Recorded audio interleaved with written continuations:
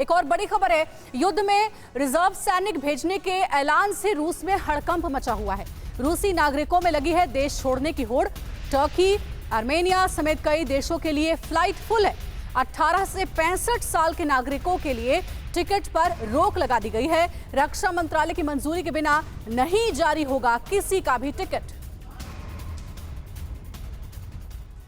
तो देखिए, रूस में ऐसे हालात हो जाएंगे ये किसी ने कहां सोचा था, लेकिन ये हो रहा है। राष्ट्रपति पुतिन के ऐलान को विस्तार से आपके सामने रखते हैं। रशियंस का देश छोड़ने का प्लान सामने आया और इसके बाद पुतिन की तरफ से कुछ फैसले लिए गए। पुतिन की घोषणा के कुछ मिनट बाद ही देश छोड़कर भागने लगे रूसी नागरिक। ये बहुत तल्ख हकीकत है जिसका सामना इस वक्त रूस कर रहा है। रूस से विदेशों को जाने वाली रूसी उड़ानों के टिकट 21 सितंबर दोपहर तक बिके। विदेश में जहां रूसी नागरिकों को वीजा की जरूरत नहीं पड़ती, वहां जा रहे हैं लोग। मॉस्को से जॉर्जिया, तुर्की, आर्मेनिया जैसे देशों का रुख कर रहे हैं रूस के तमाम नागरिक। यह स्थिति हो गई। अजरबैजान, कजाकिस्तान, उज्बेकिस्तान, किर्गिस्तान के लिए सीधी उड़ानें भी वेबसाइट पर दिखना बंद हो गई हैं। एयरलाइंस ने 18 साल से 65 साल के लोगों को टिकट बेचना बंद कर दिया है। आप अंदाजा लगा सकते हैं कितना बड़ा फैसला है ये और इसका असर कितने लोगों पर पड़ा होगा। रक्षा मंत्रालय की यात्रा की मंजूरी मिलने तक लोगों को एयरलाइंस का टिकट अब नहीं मिलेगा।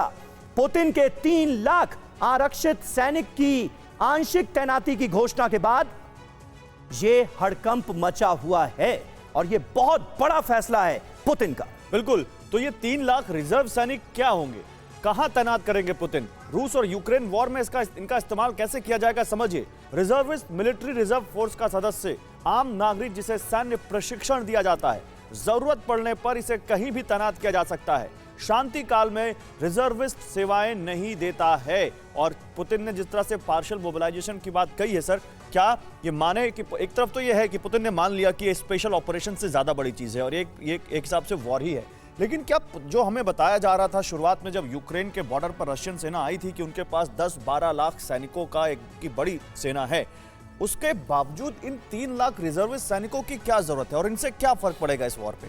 फर्क इसलिए पड़ेगा, अगर आप फोर्स रेशो देखें आज, तो यूक्रेन की फौज में 7 लाख सैनिक हैं। रशिया के 1,70,000 सैनिक यूक्रेन में लड़ रहे हैं। फोर्स रेशो अगर आप लगाएं तो रशियन फोर्स रेशो बहुत कम है और इसीलिए कोई भी डिसाइसिव बैटल जीतने के लिए आपके पास एटलीस्ट 2:1 या 3:1 का फोर्स रेशो जरूरी।